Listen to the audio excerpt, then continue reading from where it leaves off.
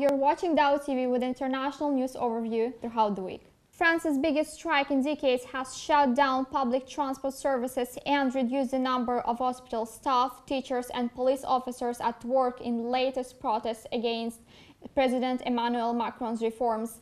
In this case, unions representing millions of staff in both the public and private sectors are unhappy about a plan to overhaul the country's pension system, which they say will force people to work longer or face reduced payouts when they retire. The strike over his pension plan has drawn people from a wide range of professions, including firefighters, doctors, and transport workers. Some have vowed not to stop until he abandons his campaign promise to overhaul the retirement system. Some schools remain shuttered and hospitals were left understaffed. French police said 800,000 people took to the streets across the country, including 65,000 in Paris. Winter has arrived in Bosnia, but thousands of people who entered the country hoping to make their way across the border to Croatia and thus European Union are still here. And many of them with overnight temperatures dropping well below zero, uncomfortable conditions are rapidly turning dangerous. Bedraggled young men trudge disconsolately along the main road outside Bira, a reception center run by the International Organization for Migration in the northwestern city of Bihać. Some bedrolls tucked under their arms. They have been turned away because the former refrigerator factory is full to its 2,000 capacity. Inside, the cavernous space offers basic accommodation along with hot meals, medical care and washing facilities. The past week's snowfall on the mountains around Bihać has made life there even more hazardous. Small wonder that many of those with places at reception centers are planning to stay put through the winter month. Thursday morning, Thunberg attended what is said to be the largest outdoor demonstration of COP25 on Friday evening in Madrid city center, where more than 850 ecological organizations and their supporters will march under the slogan, "The world has woken up to the climate emergency."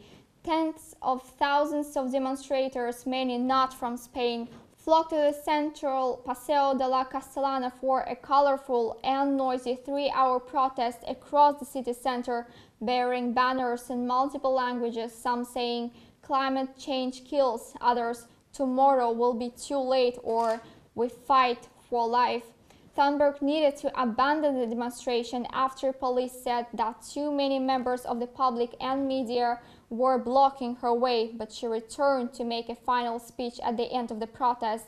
In the afternoon, while using a side entrance to the Casa Encendida building, Thunberg was greeted with cheers and applause from a group of some 50 supporters and well-wishers, including one dressed as a clown. State-owned oil giant Saudi Aramco has raised a record $25.6 billion in its initial public offering in Riyadh. The share sale was the biggest to date, surpassing that of China's Alibaba, which raised $25 billion in 2014 in New York. Aramco relied on domestic and regional investors to sell a 1.5% stake after lukewarm interest from abroad. The IPO will value it at $1.7 trillion when trading begins, short of its $2 trillion target, but making it most valuable listed company in the world. The share sale is at the heart of Crown Prince Mohammed bin Salman's plans to modernize the Saudi economy and win it off its dependence on oil. The country urgently needs tens of billions of dollars to fund mega projects and develop new industries. Two young boys who survived last month's earthquake in Albania get the one-in-life opportunity to meet football stars Cristiano Ronaldo and Gianluigi Buffon. Albania Prime Minister Edi Rama brought along the two boys from Tumani, one of the worst hit areas, to the Italian capital Rome to meet their idols. Thanks for watching us. See you next week in the same place at the same time.